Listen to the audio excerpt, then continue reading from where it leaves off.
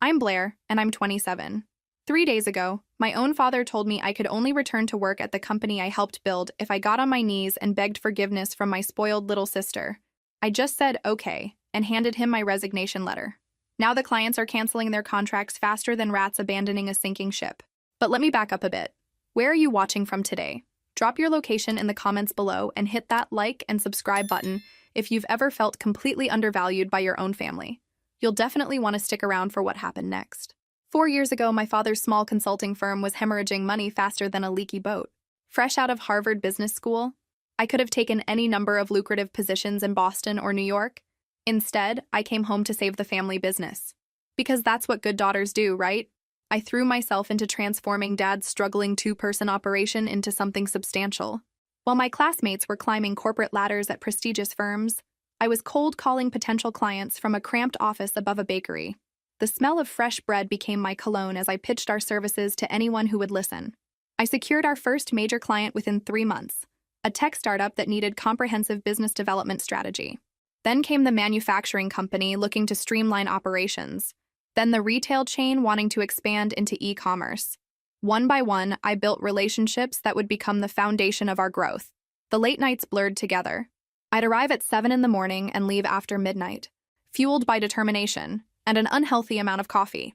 I researched potential investors, drafted business plans, and slowly convinced 3 angel investors to take a chance on us. By year 2, we'd moved into a proper office building downtown. Dad started wearing expensive suits and driving a Mercedes.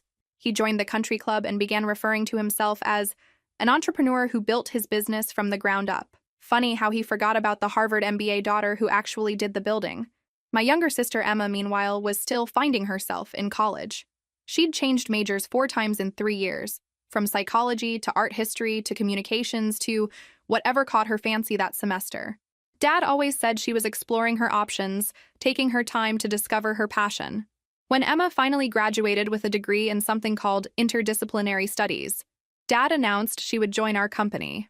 Not as an intern, mind you, but as a full team member with a corner office and a salary that made my stomach churn. She needs to learn the business, he explained when I questioned the wisdom of this decision. Family should stick together. I should have seen the warning signs then, but I was foolish enough to believe that hard work and results would speak for themselves. Emma's first day at work was like watching a toddler try to perform brain surgery. She arrived at 10:30, 2.5 hours late, carrying a designer coffee cup and looking genuinely surprised that people had been waiting for her. "Sorry," she said, not sounding sorry at all. "Traffic was crazy and I had to stop for my usual latte, you know how it is." Actually, I didn't know how it was, since I'd been arriving at 7:30 every morning for 4 years. But Emma was already settling into her office, admiring the view I'd specifically requested for someone who would appreciate it. Within her first week, Emma had established herself as the unofficial queen of the office. She'd interrupt client meetings to ask if anyone wanted coffee, then disappear for an hour to get it. She'd reassign tasks to other employees without understanding what the tasks actually involved. "Maria," she told our accounting coordinator one Tuesday morning, "I need you to handle the Jenkins report differently. Make it more colorful." Maria, who had been preparing financial analyses for 15 years, stared at Emma with barely concealed horror. "Colorful? You know, jazz it up. Make it fun to read." I watched from my office as Maria's eye twitched slightly. The Jenkins report was a quarterly financial assessment for a law firm, hardly material that called for jazz hands and confetti. But the real problem started when Emma began throwing around the phrase, "my father's company," like a weapon. She'd corner employees in the break room, reminding them who signed their paychecks. She'd override decisions I'd made without consulting anyone, including me.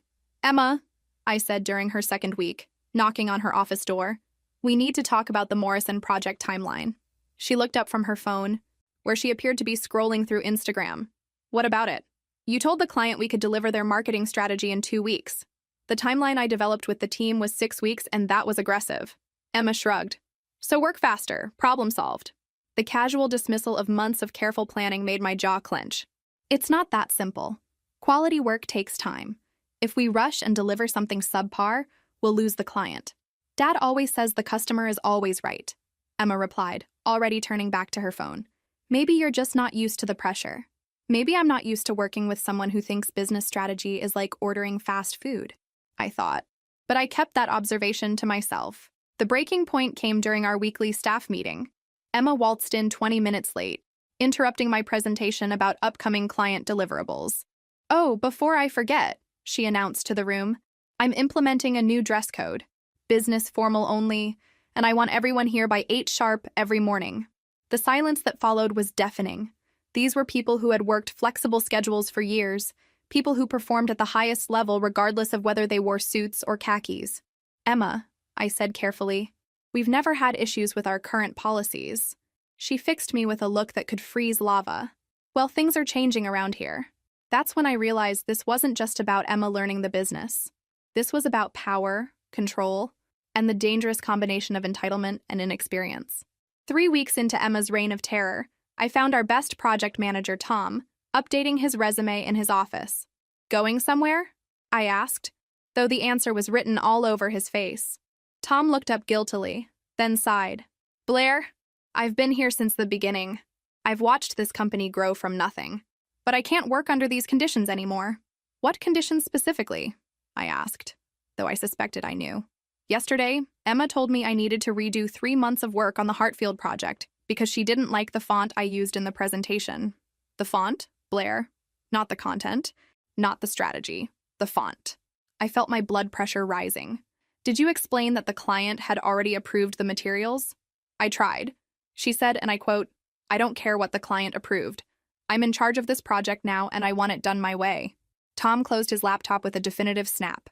"I've got kids to feed and a mortgage to pay. I can't afford to work for someone who changes directions based on her mood." This was exactly what I'd been afraid of. Tom wasn't just any employee.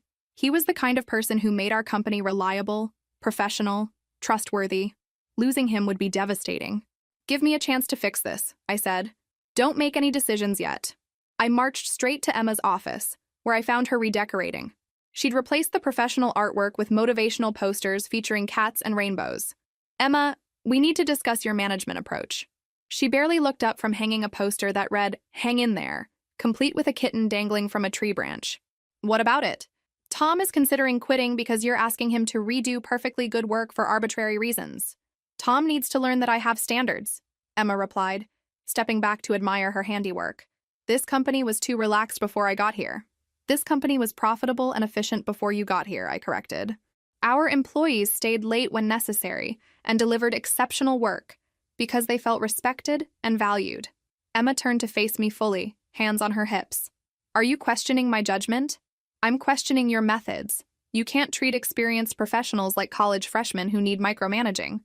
"These people work for our family," Emma said, her voice rising. "They should be grateful for their jobs and do whatever we ask." And there it was, the fundamental difference between how Emma and I viewed our employees. To me, they were teammates, colleagues, valuable contributors to our shared success.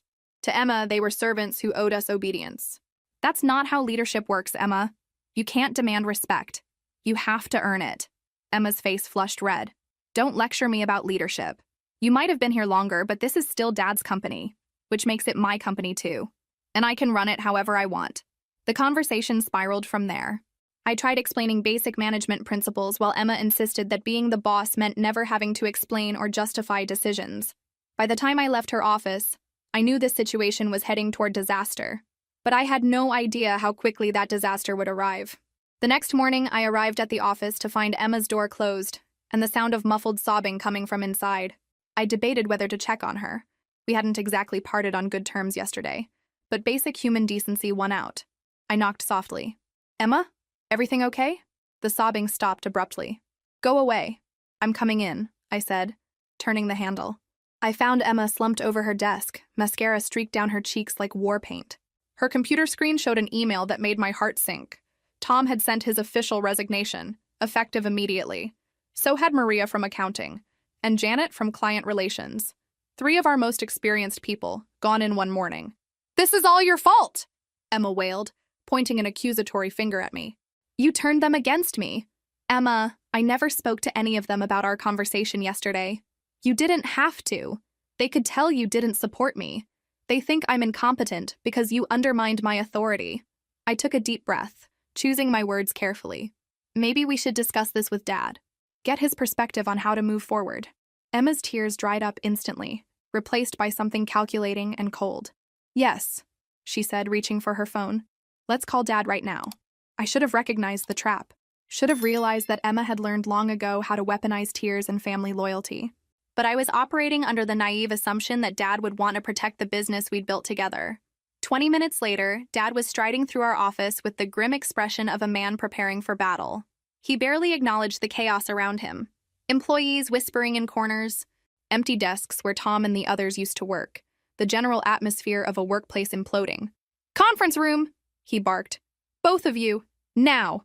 Emma followed behind him, her tears completely gone, replaced by the smug expression of someone who knew she was about to win. I walked into that conference room thinking I was going to have a rational discussion about management best practices. I was about to learn how wrong I could be. Dad sat at the head of the table, Emma to his right, me across from them. The positioning felt deliberate, like a tribunal where the verdict had already been decided. "Emma tells me you've been sabotaging her authority," Dad began without preamble. "That's not accurate," I replied calmly. "I've been trying to help her understand why her approach is causing problems. By criticizing her in front of the staff? By explaining basic management principles in private conversations." Dad's jaw tightened. "Emma is your sister, Blair. She deserves your support, not your undermining." And there it was. The family card, played exactly as I'd expected. Not a discussion about what was best for the business, but about family loyalty and supporting Emma regardless of the consequences. "Dad," I said carefully, "we've lost 3 key employees in one day. Don't you think we should focus on stabilizing the situation?" Emma sniffled dramatically. "See? She doesn't even care that she hurt my feelings. She only cares about being right." I stared at her in amazement. We were discussing the near collapse of our company, and Emma was making it about her feelings. But Dad was nodding sympathetically, his expression softening as he looked at his younger daughter. I could see the decision forming in his eyes, and my stomach dropped. This wasn't going to be a discussion at all. The emergency board meeting was called for the following Monday. Dad had assembled our 3 investors, the company's lawyer, and our accountant in the main conference room. The agenda, which I didn't see until that morning, contained exactly one item: organizational restructuring. I should have known something was wrong when Emma arrived looking like she'd raided a Fortune 500 CEO's closet. The power suit, the pearl earrings, the perfectly styled hair. She looked like she was auditioning for a role rather than attending a business meeting. "Good morning, everyone," Dad began, standing at the head of the polished conference table. "Thank you for making time on short notice. As you know, we've experienced some staffing changes recently, which has highlighted the need for clearer organizational structure." Staffing changes. That's what he was calling the exodus of 3 experienced employees. "After careful consideration," Dad continued, "I've decided to promote Emma to Director of Operations. She'll be overseeing day-to-day management while I focus on strategic planning and business development." The words hit me like a physical blow. Director of Operations. The role I'd been performing without the title for 4 years. The role that involved managing client relationships I'd built, overseeing processes I'd developed, and coordinating with the investors I'd convinced to join us. Richard, our primary investor, shifted uncomfortably in his chair. "Excuse me, David, but what about Blair? Isn't she the one who's been handling operations since the beginning?" "Blair has done excellent work," Dad replied smoothly, "but it's time for fresh perspective. Emma brings new ideas and energy to the role." Fresh perspective. New ideas. I almost laughed at the absurdity of it. Emma, who had been with the company for 3 weeks and had driven away our best employees, was being positioned as an innovative leader. "With respect," interjected Linda, another investor, "Emma is quite new to the business. Are you sure she's ready for this level of responsibility?" Emma straightened in her chair, clearly having rehearsed this moment. "I appreciate your concern, Linda, but I've been observing the company's operations closely, and I see significant opportunities for improvement. Sometimes an outside perspective is exactly what an organization needs." Outside perspective. She'd been here 3 weeks and was calling herself an outside perspective. The audacity was breathtaking. I realized I needed to speak up before this farce went any further. "Dad, I think we should discuss this decision more thoroughly. Emma hasn't completed orientation yet, let alone demonstrated readiness for a leadership role." The temperature in the room seemed to drop 10 degrees. Dad's expression darkened as he turned his full attention to me. "I didn't ask for your opinion, Blair." The words hung in the air like a slap. Around the table, I could see our investors exchanging uncomfortable glances. This was supposed to be a professional board meeting, not a family argument. But I couldn't stay silent. Not when everything I'd worked for was being handed to someone who didn't understand or respect it. "This isn't about opinions," I continued, keeping my voice steady despite the turmoil inside. This is about the company's future. We've already lost 3 employees because of management issues. Promoting the person responsible for those losses seems counterproductive. Emma's eyes filled with tears on cue. She's been undermining me since the day I started, she said, her voice quivering with perfectly calibrated emotion. I've tried so hard to contribute, but Blair refuses to accept that I might have value to add. And there it was, the master stroke. Emma had positioned herself as the victim and me as the villain, all while our investors watched. Dad's face was red now, his anger barely contained. That's enough, Blair. You've shown nothing but disrespect for your sister since she joined us. I've shown concern for the business, I replied. The business I built, Dad snapped. The business that exists because of my vision and my hard work. His vision, his hard work, his 4 years of 18-hour days, of building relationships and securing investments, of turning his failing consultancy into a thriving company, and he was erasing my contribution with a few words. Actually, Richard interrupted, from what I recall, Blair was instrumental in the company's growth. The business plan she developed was a key factor in our investment decision. Dad's jaw tightened dangerously. Business plans don't build companies. Leadership does. And I'm the leader here. He turned to me with an expression I'd never seen before. Cold, dismissive, final. You can either support Emma in her new role, or you can find somewhere else to work. And frankly, after this display of disloyalty, you'll only be welcome back when you apologize to your sister and beg her forgiveness for the way you've treated her. The room fell silent except for the hum of the air conditioning and Emma's quiet sniffles. I looked around the table at faces ranging from shocked to embarrassed to carefully neutral. These people had watched me build this company from nothing. They knew what I'd contributed. But family dynamics trumped business sense, and they weren't going to fight this battle for me. I reached into my purse and pulled out the envelope I'd prepared that morning, the envelope I'd hoped I wouldn't need to use. Okay, I said quietly. I stood up slowly, placed the envelope on the table in front of my father, and looked directly into his eyes. Here's my resignation. The silence that followed was deafening. The walk from the conference room to my office felt like traveling through molasses. Every step required conscious effort, as the reality of what had just happened sank in. 4 years of my life, reduced to a family squabble where blood mattered more than competence. I could hear whispered conversations starting behind me as I gathered my personal belongings. The framed photo of my Harvard graduation, the small succulent plant that had survived countless late nights, the business award we'd won last year, our first industry recognition. I left that one on the desk, let them figure out how to win the next one. My hands were surprisingly steady as I packed.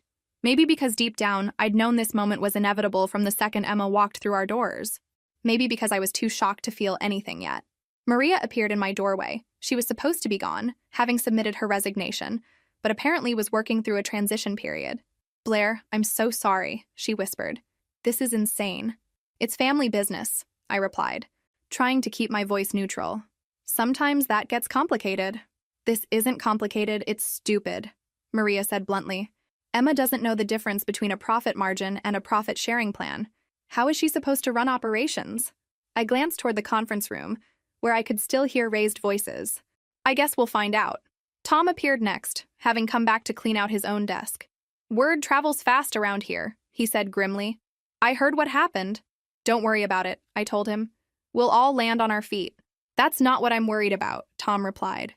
I'm worried about the clients, about the projects we've built, about watching everything we created get run into the ground by someone who thinks business strategy is a motivational poster.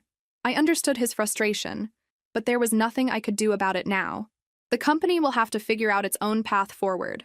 By the time I'd packed everything, a small crowd had gathered, employees who'd heard about my resignation and wanted to say goodbye. Their expressions ranged from confused to angry to genuinely sad. These were people I'd worked alongside for years, people who'd become more than colleagues. What are you going to do? Asked Jennifer from marketing. Take a vacation, I said, surprised by how good that sounded. I haven't taken a real break since I started here. And it was true. 4 years of 60-hour weeks, of sacrificing weekends and holidays for the sake of the company. 4 years of putting everyone else's needs before my own. Maybe losing this job was the universe's way of telling me to find out who I was outside of this office. I carried my box of belongings through the lobby, past the reception desk where our company mission statement hung in an expensive frame. Something about building lasting partnerships through innovation and integrity. The irony wasn't lost on me. Dad emerged from the conference room as I reached the exit. His face was flushed, his tie slightly crooked, signs that the meeting hadn't gone smoothly after my departure. "Blair," he called out. I turned, hoping for a moment that he might have reconsidered, that family might actually mean working together instead of choosing sides. "I hope you understand this isn't personal," he said stiffly. "It's business." I looked at him. This man who'd raised me, who'd taught me to drive and helped with homework and walked me down the aisle at my cousin's wedding when I was a bridesmaid. This man who was treating me like a disgruntled employee rather than his daughter. "No, Dad," I replied quietly. "This is entirely personal, and that's exactly the problem." I pushed through the glass doors and walked into the parking garage, breathing freely for the first time in months. As I drove away from the building that had been my second home for 4 years, my phone began buzzing with text messages. Employees expressing support, clients asking about the transition, former colleagues who'd heard through the industry grapevine. But the strangest thing was how I felt.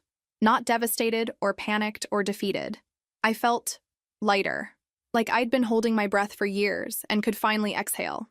For the first time since graduating from Harvard, I had no idea what came next. And surprisingly, that felt like freedom. The first thing I did after leaving the office was something I hadn't done in 4 years. I went home and took a nap. Not the exhausted collapse onto the couch kind of nap, but the luxurious, middle of a Tuesday afternoon, nobody can tell me what to do kind of nap. When I woke up, it was evening, and my phone had exploded with messages. "Blair, what happened?" From Jennifer in marketing. "Is it true you quit?" From Tom. "Call me immediately."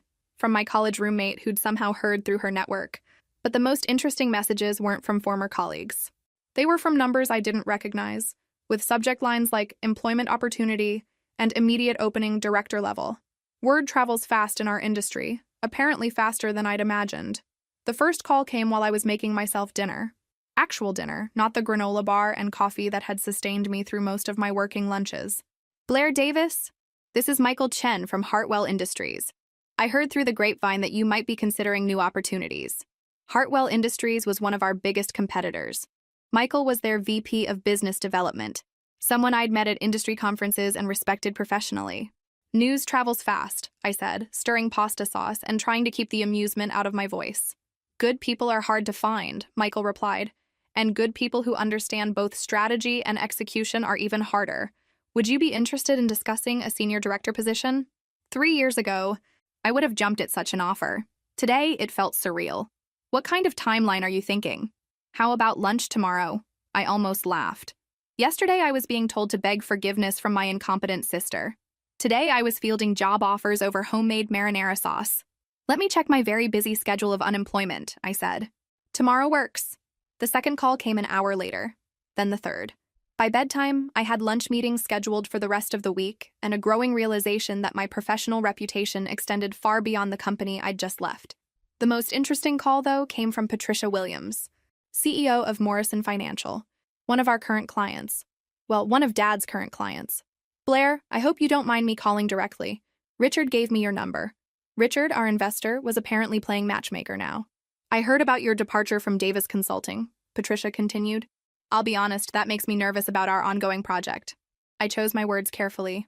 "I'm sure Emma will be able to continue the work we've started." The pause that followed spoke volumes. "Emma is the young woman who asked if we could make our quarterly reports more fun to read?" "That would be Emma." "Yes." Another pause. "Blair, I'd like to discuss something with you.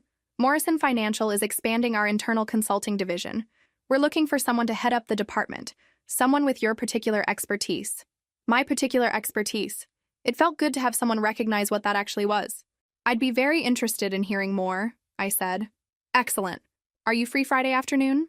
As I hung up the phone, I realized something that made me smile for the first time in weeks. All these people calling me. They weren't doing it out of charity or family obligation. They were calling because they valued my work, my skills, my judgment. What a novel concept. What do you think will happen next? Drop your predictions in the comments below, and don't forget to hit that like button if you've ever discovered your worth when others couldn't see it.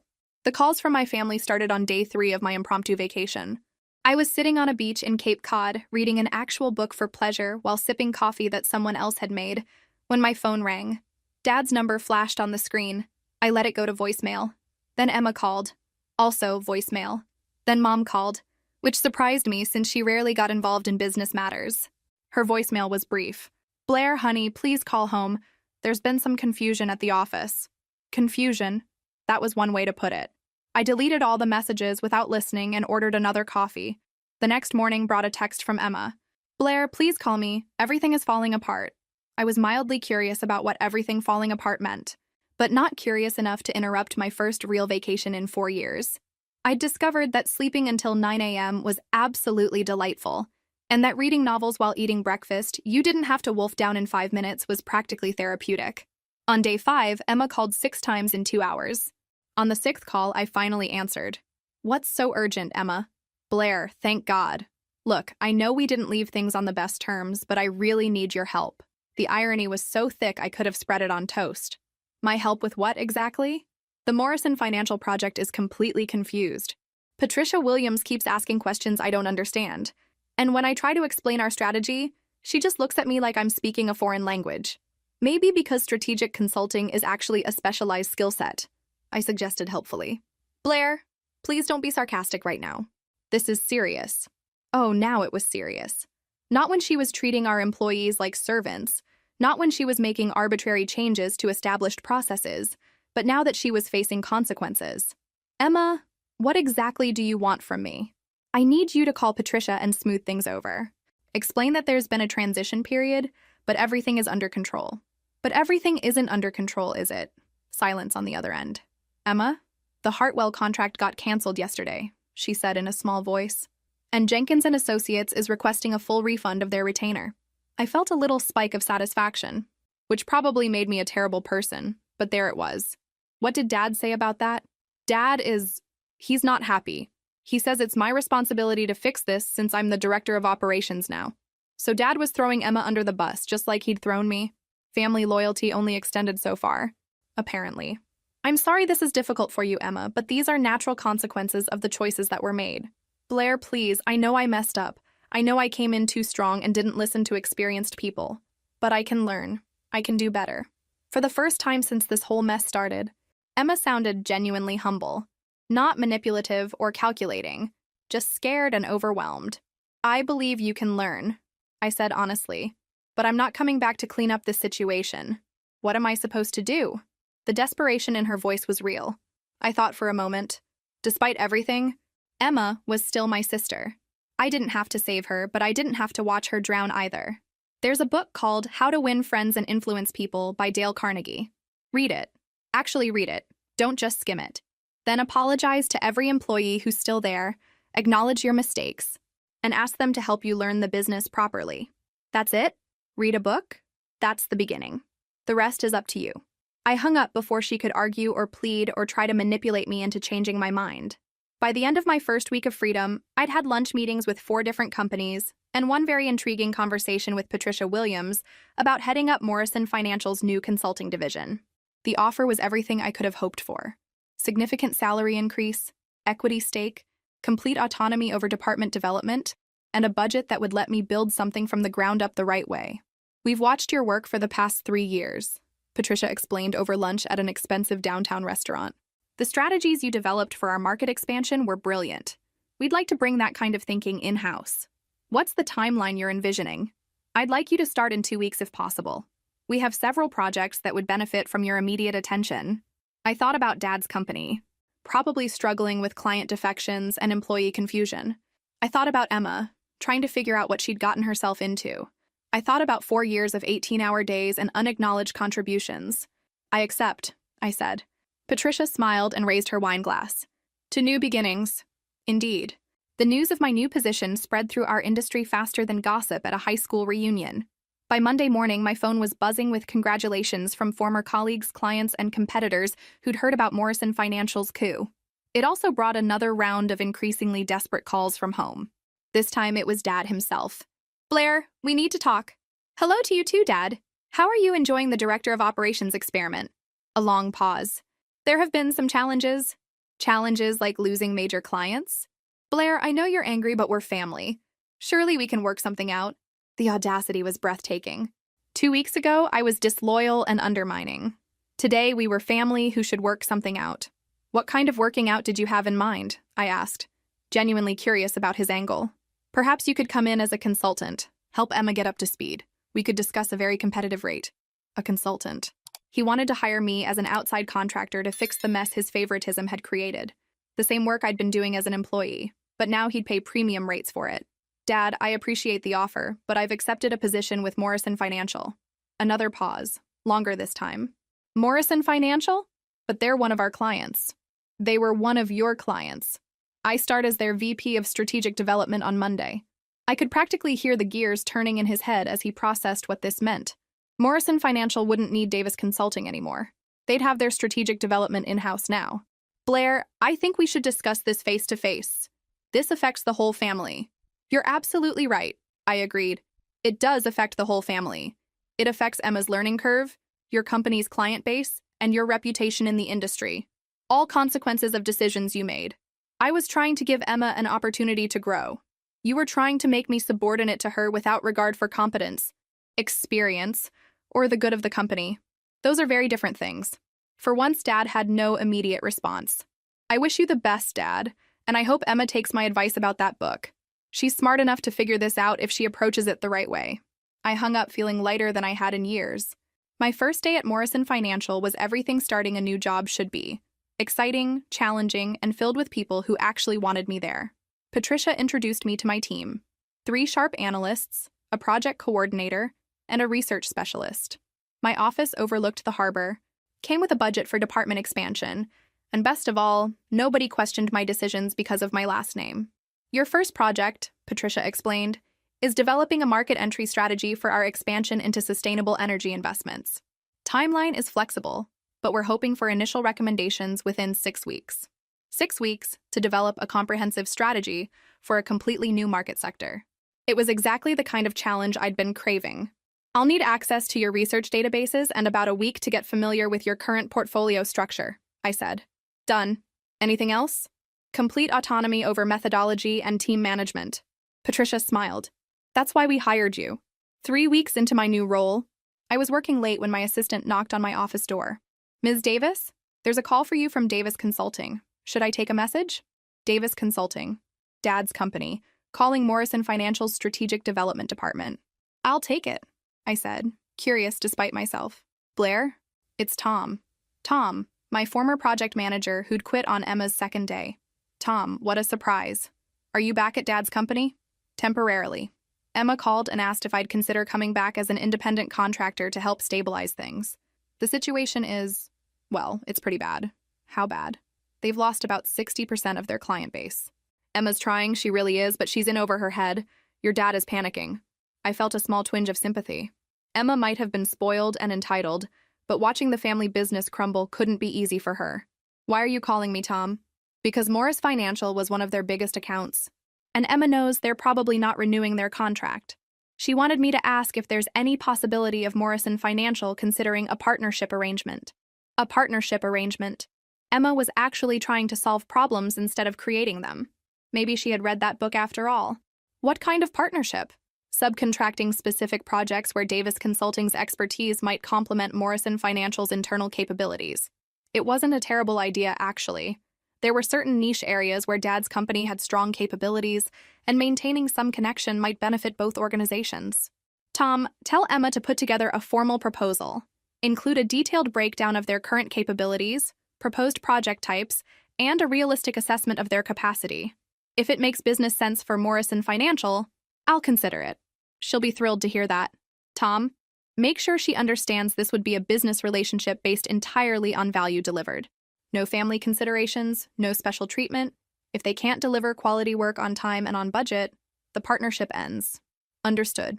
After I hung up, I stared out at the harbor lights and thought about how much had changed in 6 weeks. I'd gone from begging for recognition in my father's company to holding the power to potentially save it. The irony was delicious. Emma's proposal arrived 2 days later, and I had to admit, I was impressed. It was thorough, realistic, and showed a level of business understanding she definitely hadn't possessed 6 weeks ago. She'd identified 3 specific areas where Davis Consulting could provide specialized services to Morrison Financial's clients: small business development, family business succession planning, and regulatory compliance for mid-sized manufacturing companies. The proposal included competitive pricing, clear deliverables, and honest assessments of their current limitations. Most importantly, it acknowledged that any partnership would be performance-based and subject to regular review. I scheduled a meeting with Patricia to discuss the possibility. "What's your assessment?" she asked after reviewing Emma's proposal. "Professionally? It's solid. They do have expertise in these areas, and their pricing is competitive. The work quality has historically been good when properly managed. And personally? Personally. It would be satisfying to see if Emma has actually learned from this experience." Patricia raised an eyebrow. "You're considering giving your father's company a lifeline after they forced you out?" "I'm considering a business arrangement that might benefit Morrison Financial while teaching my family something about consequences and professional relationships." "What kind of terms are you thinking?" "Project-by-project contracts. No long-term commitments, clear performance metrics, and all communication goes through official channels. No family phone calls asking for favors or special consideration." Patricia smiled. "You want to help them, but on completely professional terms. I want to see if they can operate as a legitimate business partner without the family drama clouding everything." The first test came sooner than expected. Morrison Financial had a client, a family-owned manufacturing company, that needed help with succession planning as the founder prepared to retire. It was exactly the kind of project Emma's proposal had identified. I called Davis Consulting's main line and asked to speak with the director of operations. "Blair?" Emma's voice was surprised and hopeful. "This is Morrison Financial calling regarding your partnership proposal," I said formally. "We have a potential project that fits your specified capabilities." Emma caught on quickly. "I'd be delighted to discuss Morrison Financial's requirements." I outlined the project scope, timeline, and expectations. Emma asked intelligent questions about the client's background and specific challenges.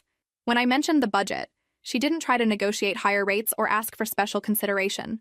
"We can absolutely deliver this within your timeline and budget," Emma said. "When would you like our detailed project plan?" "End of this week. You'll have it Thursday." She delivered on Wednesday. The project plan was comprehensive, realistic, and showed she'd clearly learned how to manage client expectations rather than making impossible promises. Even better, the team structure included experienced contractors to supplement areas where Emma's knowledge was still developing. I approved the project. 2 weeks later, Emma's team delivered exactly what they'd promised, on time and within budget. The client was satisfied, and Morrison Financial's reputation was enhanced rather than risked. When Emma called to discuss the next potential project, her tone was completely different from our previous conversations. Professional, confident, but not arrogant. She asked for feedback on their performance and incorporated my suggestions into her next proposal. Dad, meanwhile, had started treating me with something resembling respect.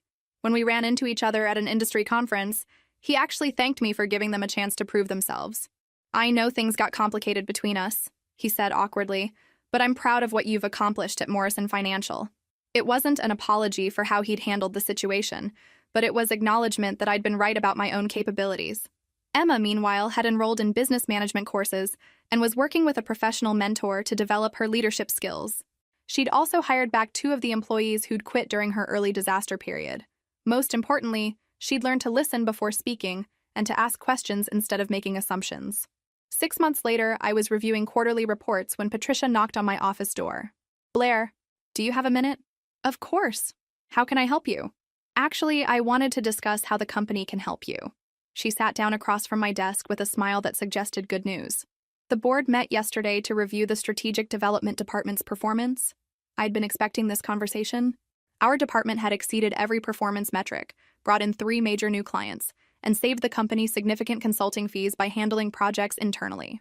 "We're creating a new position," Patricia continued. "Chief Strategy Officer. It comes with a significant salary increase, equity stake, and a seat on our executive committee. Interested?" Chief Strategy Officer. 6 months ago, I'd been told to beg forgiveness from my sister.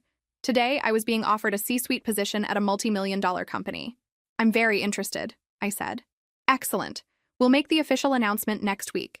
That evening, I called Emma to let her know about the promotion before she heard it through industry channels. "Blair, that's incredible. Congratulations." "Thank you. How are things going on your end?" "Really well, actually. We just signed a new client, a tech startup that needs comprehensive business development support. Dad let me handle the entire negotiation myself." "How did that feel?" "Terrifying and amazing at the same time. But I realized something. I actually enjoy this work when I know what I'm doing." Emma had indeed learned her lesson. She'd discovered that earning respect was more satisfying than demanding it, and that competence mattered more than family connections in the business world. Emma, I'm proud of how you've handled this whole situation. I couldn't have done it without your advice. That book you recommended changed everything for me. You did the work. I just pointed you toward the right resource. Blair, I know I never really apologized for how I acted when I first started. I was awful to you and to everyone else. I'm sorry. It was the first genuine apology I'd received from any family member about the whole mess. Apology accepted. We all make mistakes. What matters is learning from them. A month later, Davis Consulting had grown their client base back to near pre-crisis levels. Emma had proven herself competent enough that Dad had started including her in strategic planning decisions instead of just giving her orders. More importantly, he'd learned to recognize her strengths and give her projects that matched her capabilities. Morrison Financial, meanwhile, continued offering partnership opportunities to Davis Consulting when projects fit their expertise. It was a mutually beneficial arrangement that proved family businesses could work together professionally when everyone understood their roles. Dad still struggled sometimes with treating Emma as an employee rather than his favorite daughter, but Emma had learned to maintain professional boundaries. When he occasionally tried to give her special treatment, she would politely decline and request the same standards that applied to everyone else. The most satisfying moment came when Dad invited me to lunch. Not to discuss business, but just to talk. For the first time in years, he asked about my life outside of work, my plans for the future, my thoughts on industry trends. I realize I never really thanked you for what you did for the company, he said as we finished our meal. I took your contributions for granted, and that wasn't fair. It wasn't a complete acknowledgement of how badly he'd handled the situation, but it was a start. I appreciate that, Dad. Emma told me she's thinking about getting her MBA, following in your footsteps. I smiled. That's a good idea.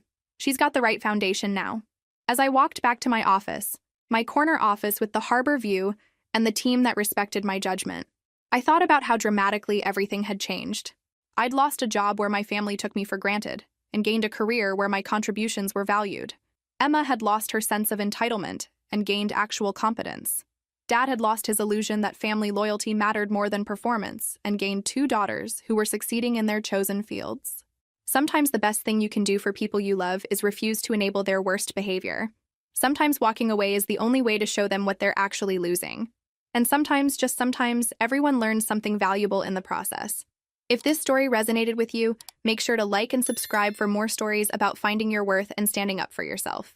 Sometimes the best revenge is simply living well and succeeding on your own terms.